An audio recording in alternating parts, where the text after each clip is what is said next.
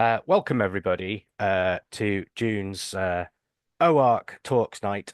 We have a very special OARC Talks night for you this month.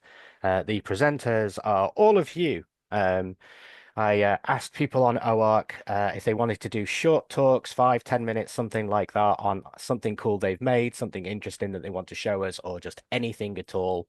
We're going to keep it nice and relaxed. We'll have a lot of fun, hopefully, and you may learn something as well. We've got 5 talks tonight. I did post the list earlier, and we are a little short on time, so I'm not going to talk too much about that. We'll try and do questions at the end of each talk as well, but there isn't too much time, as I said, so maybe 1 or 2 quick ones for every speaker. So without further ado, I'll introduce our first speaker tonight, which is Kristian 20KGG. Kristian has done a Go port of Direwolf called Samoyed, and he's going to tell us all about it now. Kristian, over to you. All right, folks, thanks. So, as Mark says, I built Samoyed, which aims to be an accessible and extensible software platform for packet radio. So, as Mark mentioned, it's a Direwolf port. Direwolf, pretty well-known piece of software, but you may not have come across it. It's pretty big in the packet space. But one of the challenges I actually had when writing this talk was figuring out how to describe what Direwolf actually is, because it is a lot of stuff. So it's a modem. It's a software modem, pure software, no need for extra hardware. It will transform data to audio and back in a whole bunch of different formats. It does frequency shift keying, AFSK. It does phase shift keying, but crucially, 4 and 8 phases. It'll do It'll decode AIS used by ship transponders. It'll decode EAS for US emergency alerts. It does G3RUH scrambling and more. It is a full AX25 packet engine. So AX25, the data link layer used by packet radio. Direwolf does not just do the basic packet encoding and decoding. It does the full link layer state machine setup for connections between nodes, which is not a spec that is not the most fun spec to try and implement, let's say. Hats off to anyone building one of those implementations or maintaining it. It does, oh, there we go, the perils of presenting from books. It does everything APRS, so automatic packet reporting system. If there is an APRS feature in existence, I am pretty confident Direwolf supports it. Full encoding and decoding across multiple platforms. Position reports, objects, messages, telemetry, weather, and more. It even does APRS TT, the touch tone. So you can go and dial in your position reports with DTMF tone sequences from a phone if that's how you roll. And it's even more than that. It's got a MORSE encoder. It's got GPS integrations for position reporting. It's got CM108 support for audio interface controlling. There is a whole lot of stuff in Direwolf. And I like it. It is a nice piece of software. It is powerful. It does a bunch of stuff I want. John WB2OSZ, the author, he's clearly a smart chap. He knows a ton about APRS and packet and signal processing and more. The thing is, I've found Direwolf hard to work with. I have not loved my experience of trying to make changes with it. And some of that's, a lot of that's, it's written in C, and I don't like writing C. It's 2026. I do not want to manually manage my memory. I want computers to do things like that for me. I want an easy life. And there's, with C comes things around testing, tooling, developer experience, the things you need to go through to try and get other contributors on board and everything else. And some of that's just different aims and goals. I've tried to fix bugs and add features, but found it struggle. So enter Samoyed. I took Direwolf and I rewrote it entirely in Go by hand because I have a slightly warped sense of fun. So yes, it's 2026. LLMs exist. Maybe if you throw a few $100s at Chatty Jeeps or Claude or something, it'll do it automatically overnight. But I did it with my hands because it was fun. And he gave me a great view of what was in there, a really good feel for how it all worked, how the parts fit together, the bits I'd want to keep, the bits I'd want to change. So after about 10 months, deleting 97,000 lines of C, writing 79,000 lines of Go, I had Samoyed. And Samoyed does everything Direwolf does, well, ish. I broke Windows support because I don't really know how Windows works. And I think some of the GPS support might be a little bit patchy, but broadly speaking, you can use it as a drop-in replacement for Direwolf if you want. It supports the same config stuff. It has command line compatibility, everything else there. But also it does more. So Samoyed supports BPSK, binary phase shift keying, the mode that all the cool kids are using for Packet at the moment, basically, as best I can tell. And in fairness, I think if you check the wiki, someone quotes about 7 dB more sensitivity than AFSK, so not to be sniffed at, and you can certainly see why. It supports IL2P CRC, so IL2P, Nino's improved layer 2 protocol, which as per the name, it's a layer 2 protocol like AX25, but it's improved. It does forward error correction, much more efficient data encoding, all that good stuff. Now, Direwolf supports IL2P, but what Samoyed adds is the CRC support, the cyclic redundancy check, so you can better validate a packet decode for correctness. And because you can do that, you can put more effort into trying to reconstruct packets and not worry about erroneous decodes. Again, better performance over the lossy links that are radio. And then coming soon, AX support, so internet peering for packet nodes. So if, like me, your radio setup leaves a little bit to be desired, or you're not necessarily in the best place, other constraints, you can get into the network still by peering with a friendly node via the internet, whatever your antenna setup's doing. And then coming soon, Nino TNC support. So Nino's built a fantastic device in the Nino TNC. A lot of folks have got those hooked up to their radios. You don't have to use Samoyed's modem. I want it to be a platform with bits of extensibility that you can pick and choose from. So if you want to use Samoyed's packet engine with Nino, off you go. And there's more coming. I'm looking at NetROM support, IMP3, all of the fun stuff that people are building and using on top of packet nodes here. But my primary goal, first and foremost, is really making Samoyed a platform for folks to do that. So it's not just me adding bits. It is, if I get this right, it has the tooling, the tests, the documentation, such that other folks who are doing packet radio and into software development or just happy driving an LLM can go and contribute, can add things, can extend and grow this. Because I want to build that sort of shared platform experience there. So my main ask really, the main thing I read right now is folks to give it a spin. Already I need to thank Tom Wardell, Tom Fanning, Scott Clitheroe, folks who've helped me out with a bunch of bug reports, but please download it, have a look, let me know if anything doesn't work right or there's anything you'd like to see. Get in touch, please. Thank you very much. Thank you, Kristian. That was great. Does anybody have any quick questions for Kristian at all? Feel free to put them in the chat. I think this sounds really excellent. I didn't know that you had such grand plans, for sort of future development and things like that. I suppose with all of these things, it's just getting people to notice it and use it, isn't it? Indeed, indeed. In which case I suggest you go and spam on forums and post everywhere, and hopefully that will do it. Kristian, many thanks for that. That was great. I don't see any questions in the chat, so we'll move on to the next talk if that's okay. And that's Chris Sinclair, MM0 UHR. I'll welcome him to the stage, as it were. And Chris is going to talk to us all about slide rules for 10 minutes. Chris, over to you. Very emphatic 10 minutes there. Yes, I'm going to very briefly talk about slide rules because it's a big old topic.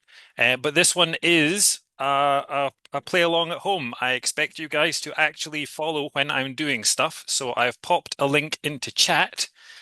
which will open up an interactive slide rule in your web browser, or you can scan the QR code that is on your screen just now, and it will open up the same website. I assume that's long enough. So, who am I? This is me. There's a photo of me with Matt Parker back when we both had hair. Got licensed in 2021. My radio highlight is being the only person to activate a particular SOTA summit in Spain, thanks to some very shonky Spanish on my part. I used my slide rule for my intermediate exam because I turned up, I did all of my foundation maths in my head, and then I turned up at the intermediate exam and the guy went, no, you can't use your phone. And this was too soon a time to get to go and find a graphics calculator. So I did it on a slide rule. And as I say, I went to meet Festival of the Spoken Nerd in Glasgow and got them to sign my slide rule instruction sheet, all three of them. So I was very pleased by that. Who are you lot then? That was me. Who are you? You're either used a slide rule and you loved it, or you used a slide rule and you hated it, or you have no idea what a slide rule is. We can help one of these groups at least. Hopefully, by the end of the talk, the third group will have an idea. So you should have the link open by now. If you click that link, you will bring up a slide rule. It is a mechanical calculator. It has several parts. So you've got this slightly shaded area here with the red line on it is your cursor. And that being called a cursor is why the mouse pointer on your computer is called a cursor. There is a body which you can use to drag the ruler around. The top and the bottom half of the body, the top third and the bottom third, are bolted together. So they are always stay in the same place relative to each other. But in the middle, there's this section here which moves around, and that is the slide that gives the slide rule its name. On this website, if you look up at the top, there are some radio buttons. I want you to click on the back because rulers have two sides. There are more scales on the back. You can see that there are a lot of scales. It's quite overwhelming.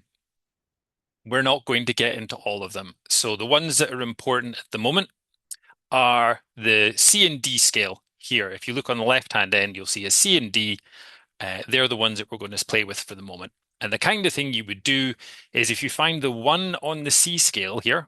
Oh, no, actually, first thing I was going to talk about was the fact that the numbers kind of pile up. So if you look at the distance between the 1 and the 2, that's quite a chunk of the ruler.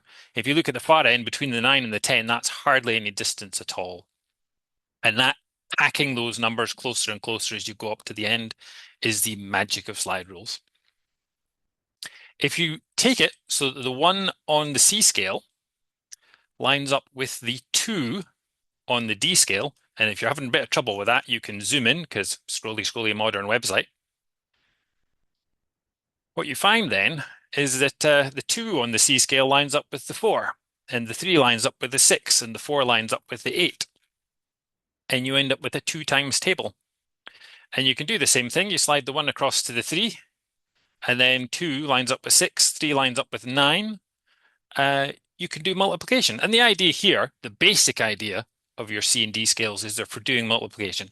You're supposed to do the maths and the addition in your head. Addition is quite easy.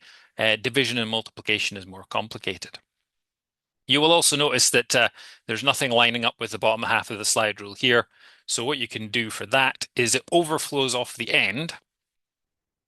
You line the other one up with the 3, and you get 4 lines up with 1.2, which is 12, 5 lines up with 1.5, which is 15. And this is one of the challenges of operating a slide rule is the mantissa, the 1 point something of the number gets done on the slide rule. The times 10 to the power of 8, you've got to keep track of that in your head or on a bit of paper or something like that and handle that. So the fact that it's overflowed off the end of the ruler means that there's you have to multiply your final answer by 10.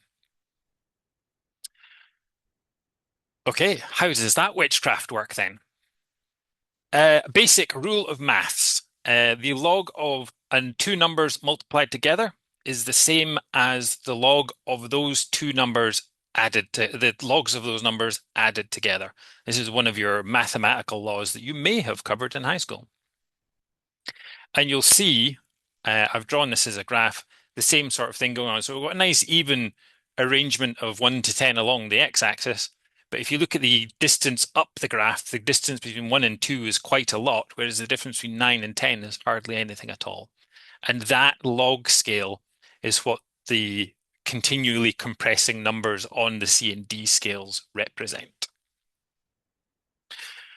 If anyone's hearing logarithms and thinking, hang on, that sounds like decibels, then you're paying attention. And this is where it brings us tangentially into the radio world. We work with logarithms for gain and loss because adding is easier than multiplying. And by adding decibels together, we can do that very quickly. Whereas if we were trying to do percentage gains and losses down our feed lines and into our antennas, we'd have to do multiplication. And that's difficult, unnecessarily difficult. If you look at the slide rule as well, there is actually, I think it's on the front, there is an L scale for doing logarithms. So somebody will tell you 3 decibels is approximately doubling. The 0.3 on the log scale here lines up pretty much with the 2 as a times 2 on the C scale. And because those are on the same scale, they will always stay in the same place relative to each other.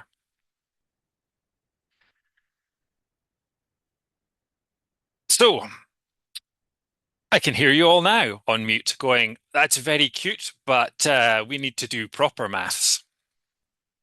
This is the impedance transformation calculation from your EX309 datasheet. Everyone who has done or is facing, hello, FF12, facing their full license exam is looking at this and going, okay, that's something.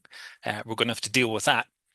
What this is telling us is that if you've got an impedance transformation, a transformer, a balun of some sort, then the ratio of the number of turns on the primary versus the secondary is proportional to the impedance on the primary to the secondary. And if there is something slide rules do especially well, it is ratios.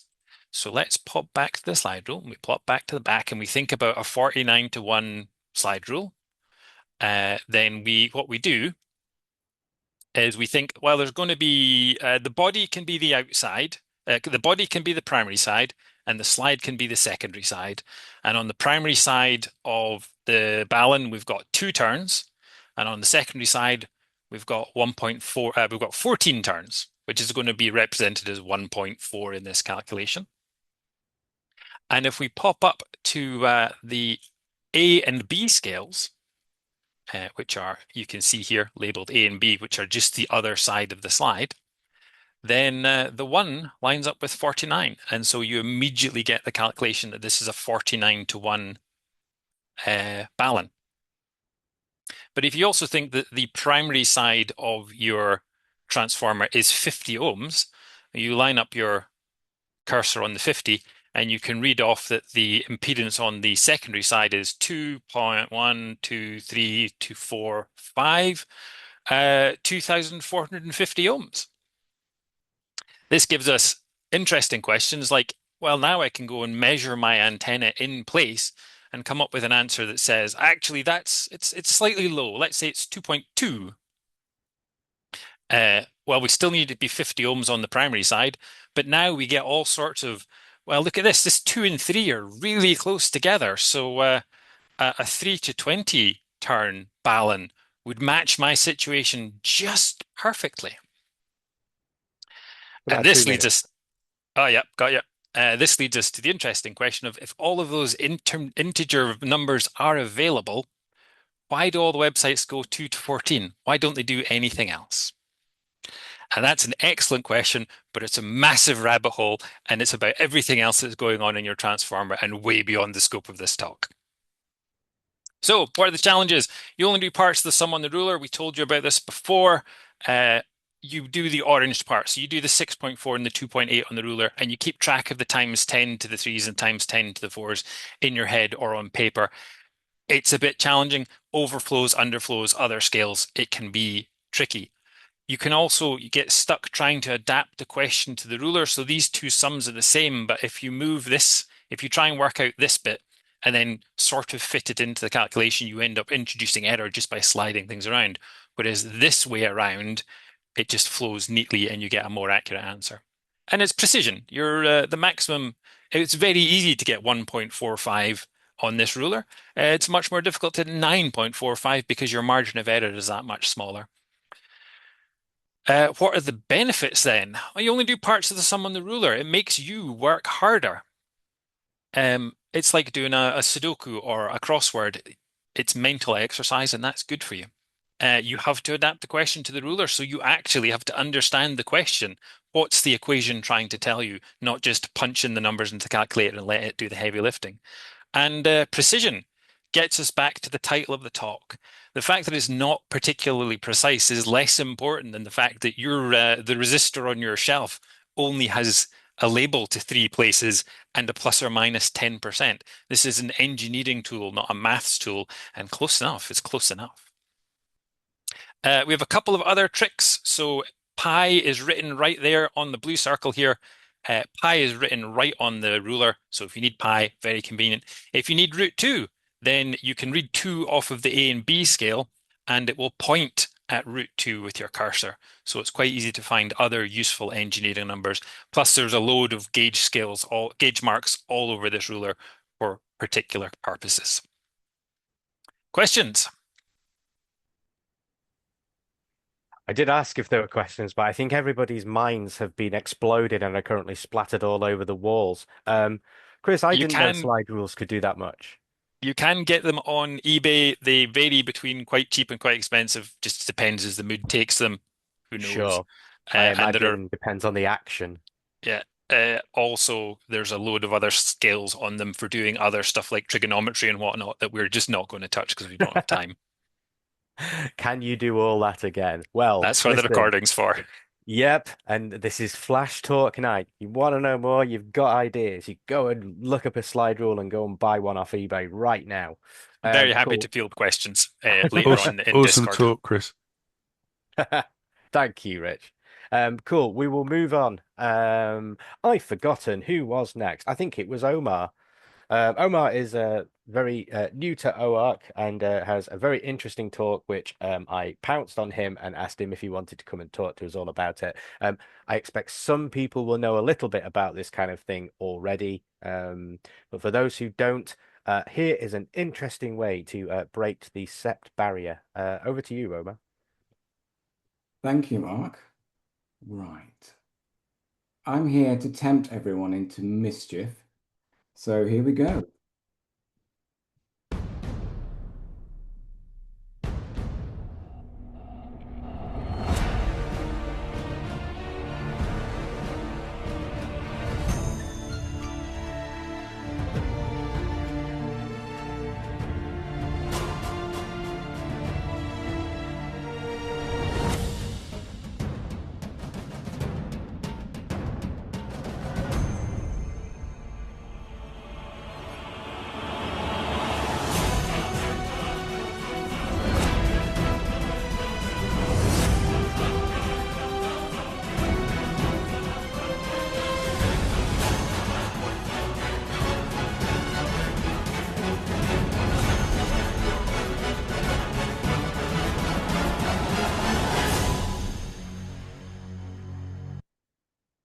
So imagine, like me, you're not a full license holder, but you want to go and play abroad with your radio.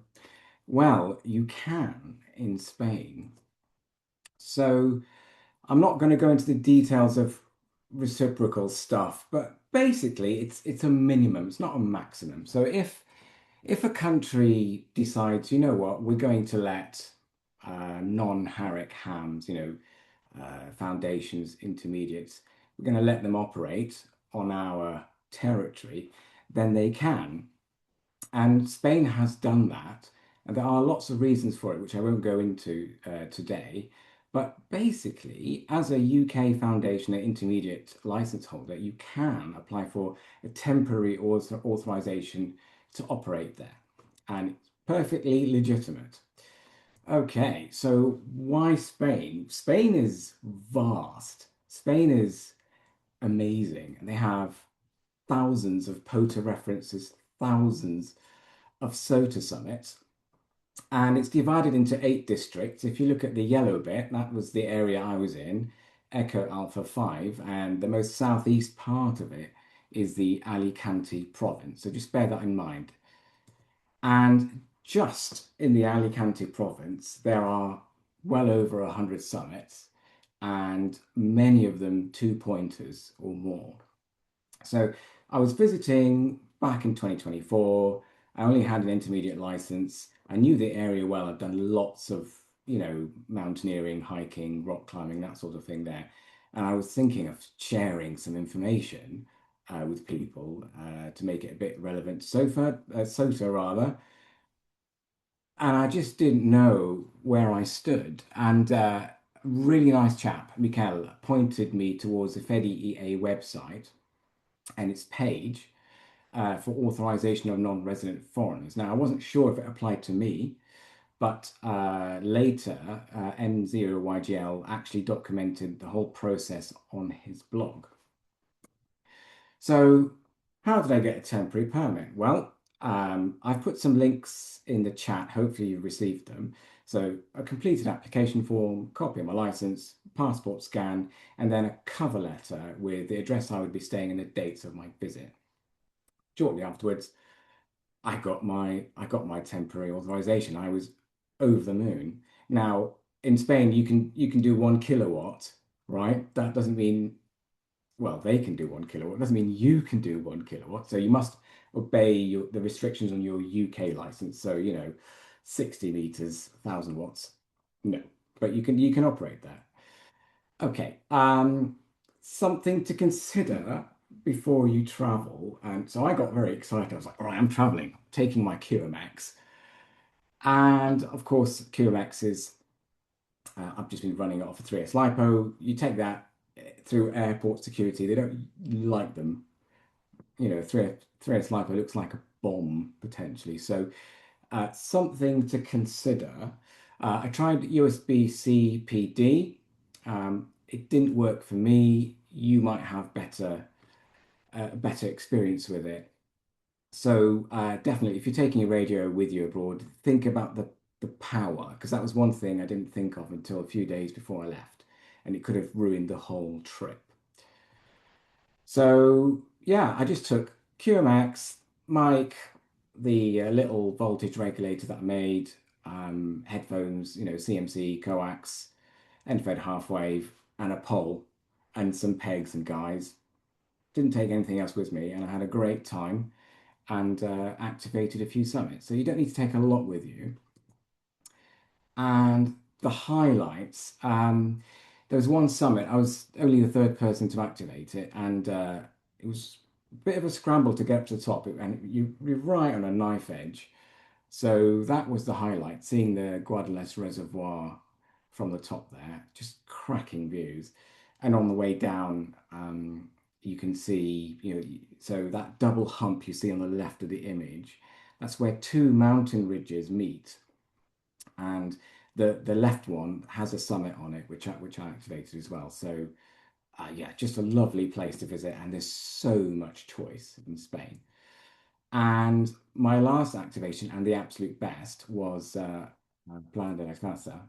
And that one's not quite the highest point in the province, but 200 meters lower. But you can literally just go around just 360-degree panorama, and it was absolutely cracking.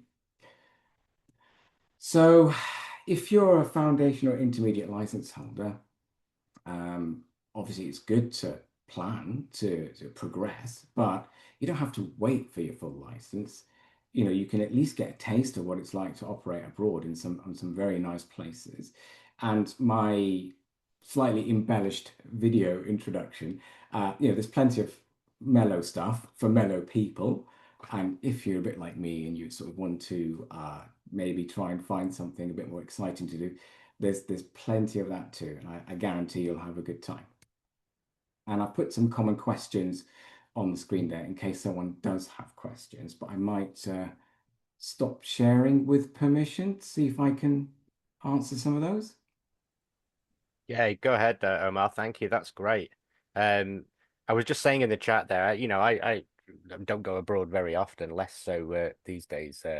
But I've always been sad that as an intermediate license holder, didn't think there was anywhere I could operate. But this seems like it's something that few people know about, but it's a really good opportunity for folk to do. Do you know of any other countries that allow this? Is anyone keeping a list? Maybe we can keep a list on the OARC wiki. I would love So, someone to start a list and have a definitive list. So there's talk of this and that here and there. hmm, I don't know for sure. I know this for sure because I applied and I got the temporary permit sure. and I went Do there. the Czech Republic do? Because I have a lot intermediate license for the Czech Republic or CEP novice. Thank you, Nathan. I was going to bring you in here because I know you got a little bit of experience of this. It would be interesting if we could try and get some sort of list together.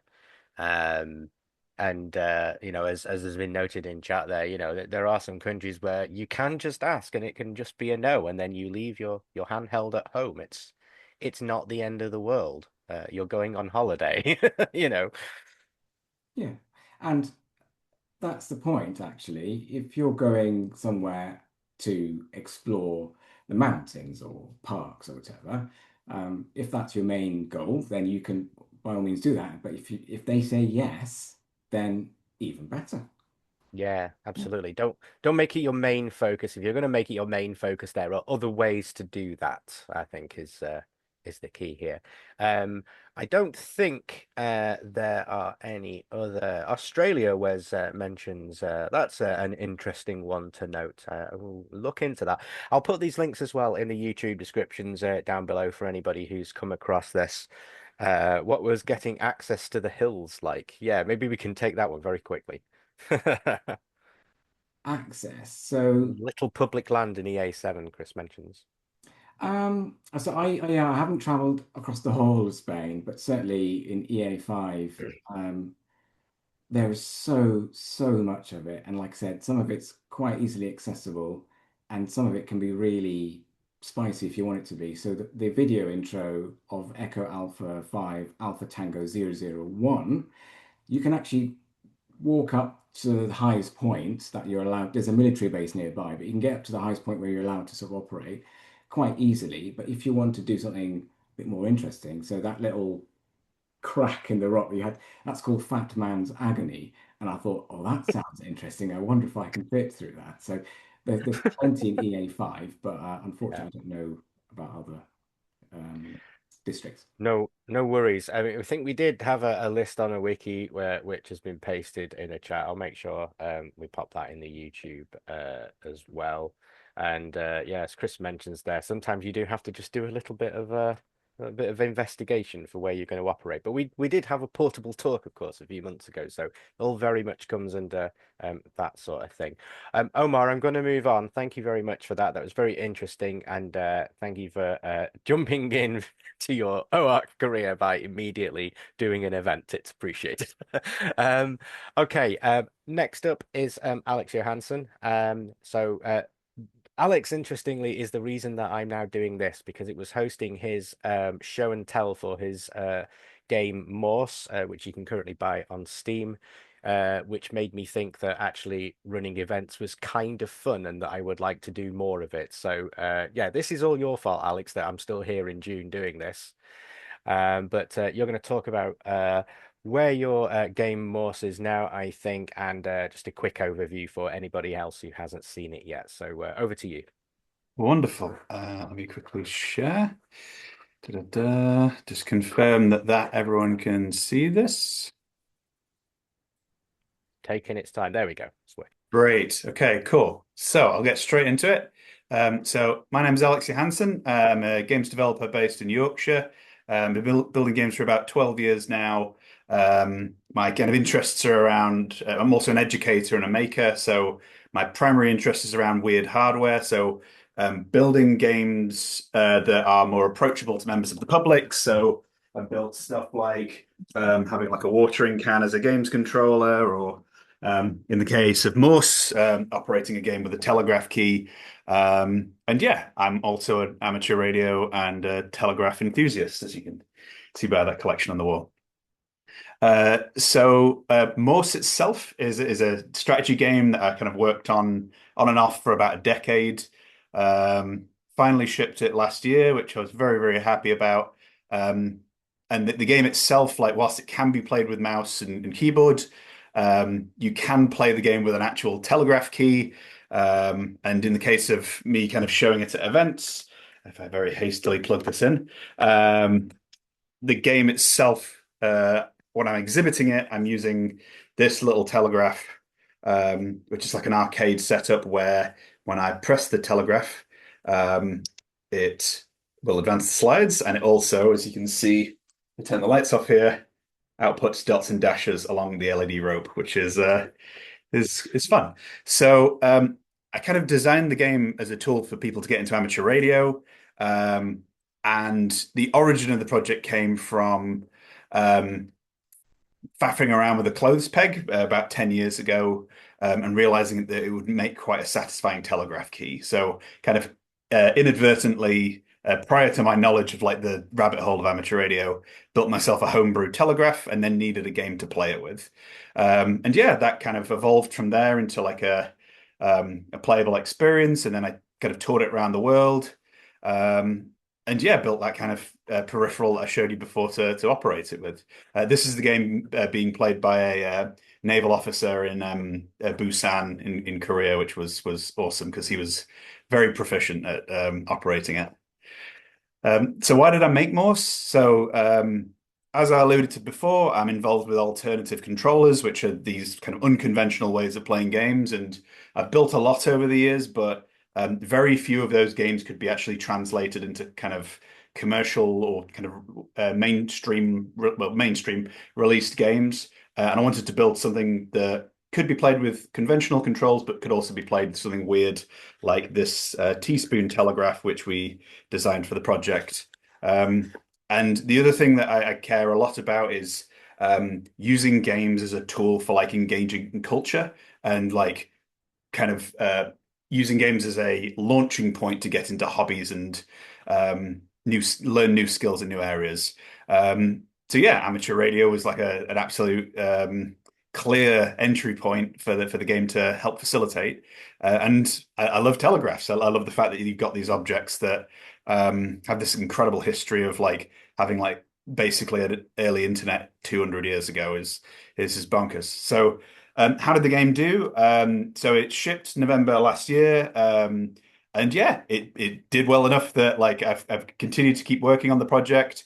It struck a chord with both gamers and also people who are just curious about Morse code, but then also amateur radio enthusiasts. There's like quite a few people who within the community really loved the project. And yeah, like just getting to kind of just worm into people who aren't necessarily enthusiastic with amateur radio, just kind of send them down that path. I love this kind of quote here from a review of someone being propagandized into a hobby. And yeah, like it's been great to kind of keep working on. I'm trying to kind of use the game more actively for amateur radio outreach at this point. So one of the outcomes from the launch, which I was over the moon with, was there was like an abundance of people that built their own telegraph keys to operate the game. And like the levels that some people went to, as you'll see in a second, it was absolutely ridiculous. I managed to get the game along to National Hamfest, thanks to the RSGB. They also very kindly featured it in Radcom, which I was really, really grateful for. And one of the things that I've been doing at the moment is like designing like tailored demos for radio clubs around the UK, and beyond. So like this was one for Strasbourg, for their kind of local club, when it was shown there a couple of months back. Just to highlight some of the kind of recent projects that were absolutely awesome, that people have been working on. So this top one, I was contacted by Iona, who previously I've kind of collaborated with previously. She helped me run the Morse booth in London like a couple of months ago, and she's actually designed an actual PCB for like connecting a telegraph to a computer, which is completely bonkers and beyond my skill level. There was Mr. Tai, who built a arcade unit for a family party that is sitting in his basement. And there was Magnus, who I've been kind of following with very kind of big interest because he's in South Dakota and um, has used Morse as a tool for his local radio club, and has been building like custom installations which he's installed in his local museum and is now being put in a larger county museum, which is awesome. Like, like the fact that this is just like proliferating in South Dakota is absolutely bonkers. So in terms of like what I'm doing next. I'm just basically going to keep maintaining and expanding Morse. The other part of my work is I'm doing research around kind of games for people living with dementia. So the success of Morse is helping to fund that research. And then the kind of big exciting announcement that is coming up this next month is I'm going to be exhibiting as part of the German amateur radio booth Friedrichshafen, which I'm so hyped for. And I'm currently getting kind of doing training from a foundation. Unfortunately, I will not have the time before the event to get licensed, but I really, really, really want to get on the air and actually be able to put some of these telegraphs to actual use, transmitting some Morse code. That's it, basically. Thank you so much for your time and for having me on. I've no idea how long I've taken, but feel free if you have any questions to chip in and check out the demo if you're interested. You're all good for time, Alex. Don't worry, that was perfect. Thank you very much. Wow, it seems like such a lot has happened in the months since, you've demoed this for OARC. That is really cool. I had no idea people had built so many cool things for it. And as Chris mentions in the chat, you have propagandized yourself into the hobby in a way by Yes. doing all of this. Yeah, yeah. And the other thing to quickly say as well is that it's the like generosity of like the amateur radio community to be like just eagerly pushing me down the rabbit hole, offering time and resources and like just like the amount of free material. Like I've been doing the Essex Ham course, like, and just all this like free educational material to do. It's just great. So yeah, I don't know. Yeah, I'm very that's happy cool. I've taken part. Sam has his hand up for a quick question, I think. Yeah, Alex, last time we spoke, we were at the Hamfest and somebody brought a key up made of a plug. What's Yes. the coolest key you've seen since, and which is your favorite? What a Ooh. banger question. Oh, what's my favorite key? Let me think. I mean, Magnus's is pretty cool just for the context. But I don't know if I can go to the browser. Someone built like a 3D printed one that was like all custom parts. It was just such a beautiful object. Had like spring-loaded mechanisms inside it. I think there's an article I wrote. I think it was like, "What have people been doing with Morse?" And it's in Yeah. the article. But Well, send yeah, me a it's picture great. and Future Mark will put that in right now so that everybody Good can stuff. see that on the recording if you send that to me later on. Yes. Is there any other quick questions for Alex before we move on? Actual questions would be good. If not, I will say well done, Alex, for that. That's fantastic. And we'll move on to our final talk of the evening, if that's okay. Thanks. Sam, M0UEL, has a talk which is slightly overlapping somewhat with the talk that Omar just gave us, as for reasons that you will soon see. And Sam has a hobby, as you will see from his name string in Zoom, which is collecting call signs. And he's going to tell us all about that now, in case you want to collect call signs as well. Sam. You are on mute, Sam. How about now? You are not on mute, Sam. That's a good start. It wouldn't be a Zoom session if somebody started talking while they're on mute. Hello, everyone. I'm Sam. I'm primarily M0UEL, OK1UEL, and N0UEL, but I have an unhealthy obsession with collecting lots of call signs. So I still retain my original intermediate and foundation calls. I've also got a Czech Oscar Kilo 9 novice call sign, and I have collected an abundance of club calls and special event calls in doing so. Because why not? It's good fun. I'm going to talk about collecting call signs. If anybody has any questions, I'm more than happy to help them try and figure out how to get some call signs, and hopefully I'll start to solve Mark and Omar's problem from earlier. So start with, you obviously got the overview of UK call signs. Your foundation is quite tricky to swap for others. You can, like Omar mentioned, reciprocally operate in Spain. But as far as I'm aware, the only country that really, other than that, allows it is Australia and potentially New Zealand, from what I found. I obviously haven't held a foundation license for a little while, so I'm a little bit outdated on it. But it's fairly hard to swap for anything. The intermediate is a lot easier because it's roughly equal to CEPT novice. The basic difference is that the agreement hasn't been signed by Ofcom. Other than that, from what I can tell, the content almost perfectly overlaps with what's required. Your full is obviously your HAREC level, which you just go around wherever, go, here you go, I want a license, and they give you one. And then you obviously do as well have your club calls. It is very hard to swap a club call, not because you don't have the ability to, but because you can't directly swap it. Usually you have to swap your personal call sign and then just register for a club call separately. You again have a slight overview of that again. So the full license, you have a lot of countries require residency, proof of it somehow. So Italy, for example, you have to show you've got, I'm not entirely sure what the number's for, but I think it's some kind of equivalent to a national insurance number. If you're an EU citizen, for any of those who are in the chat, a lot of you can do a small loophole where all of the portals for the national agencies, like their equivalent of Ofcom, if they support logging on with the national identity portal that a lot of countries have now, you usually have the option to click EU and select another country's portal and log in yourself, and that sometimes bypasses the residency requirement. I don't think you're meant to do it, but you can do it. And then the process for that's just use the standard application form for that country, same as here. Obviously, you wouldn't use the Ofcom portal, but you would use just a standard form, same as if you're doing a paper application from before. Intermediate sometimes switches for CEPT novice.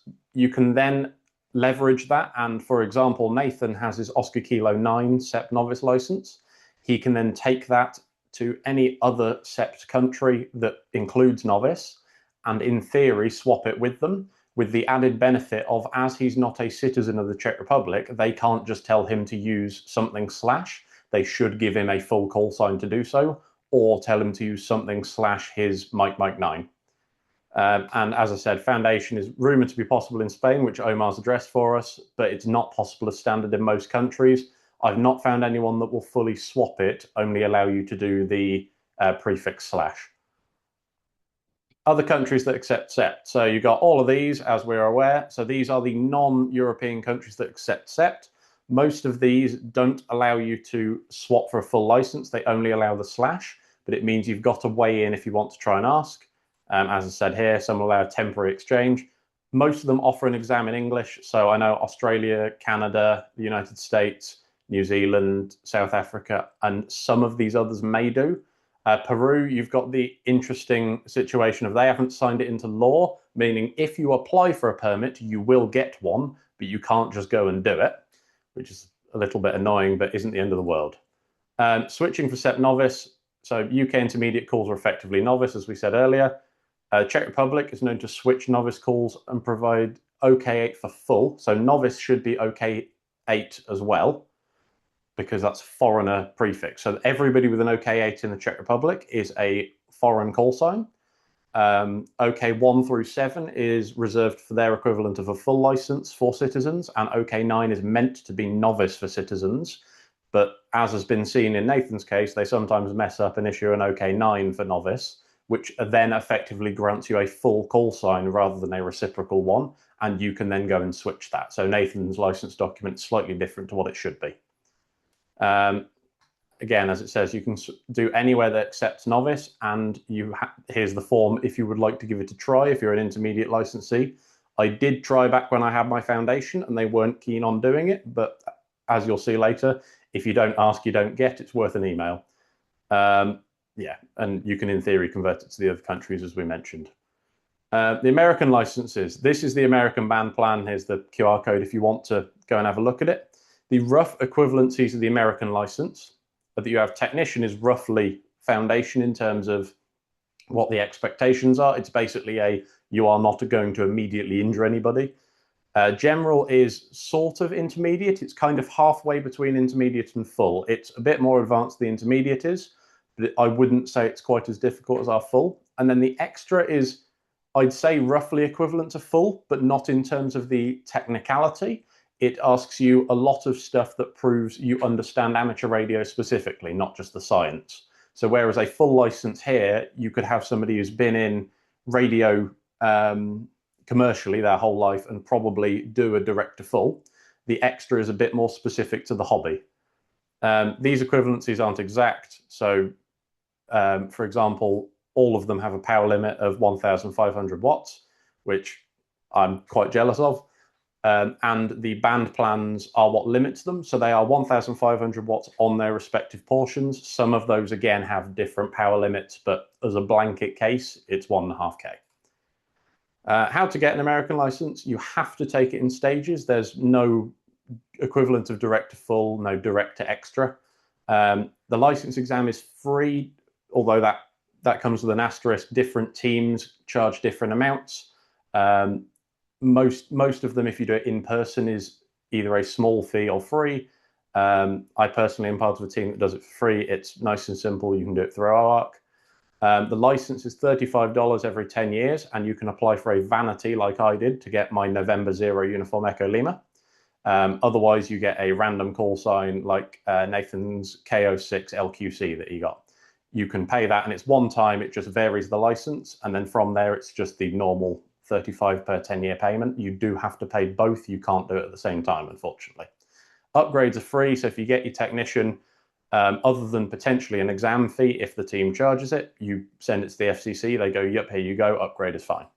And you can take it anytime with my team if you like. I'd be happy to host some afterwards if anyone's interested in starting a collection. I've got a bunch of VEs who seemingly have nothing better to do with their evening, so we can give it a go. And here's the link to revise for an American exam if you would like to try. When you have an American license, you get access to IARP, which is the Inter-American Radio Permit. Now, IARP is issued by the ARRL. It's the America's equivalent of CEPT. So Canada, the United States, and a lot of South America are signed up to it. And it's similar but not the same. You don't get automatic privileges, but the permit is issued by the ARRL for American amateurs, and they can just go to the other country and do it at that point. The other country doesn't get a say. The only thing to note is that it only applies to citizens, from what I can tell, but it does open the door for the conversation. You can usually turn around to them and go, hi, I've got this license. I want to swap it because I'm not a citizen. So places like Curacao sometimes will allow that. Chile, maybe. There's lots of countries that it's worth a go. You get access to CEPT, extra and advanced are HARAC level, and general is novice. Again, the same rules apply as here, only if you're a citizen.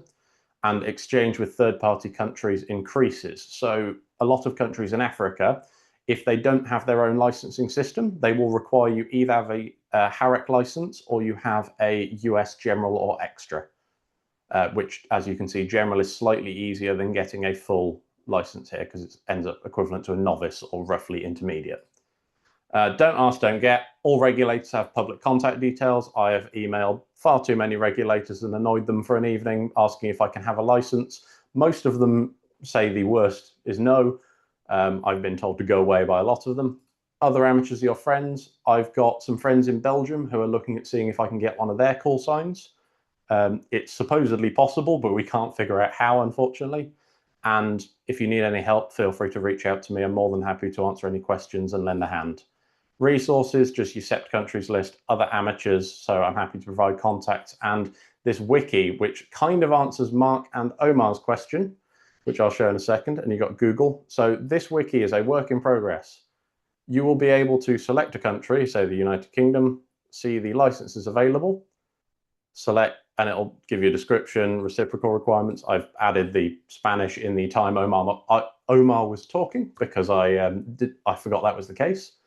But this is heavily work in progress. I will publicize it a bit better once it's developed. But what it will allow is different people to go in and, for example, I've got a friend who lives in France. He'll be able to add the French license and any ability to exchange it.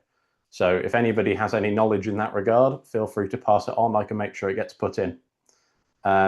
Apologies, because that was a lot of words very quickly. And any questions, anybody?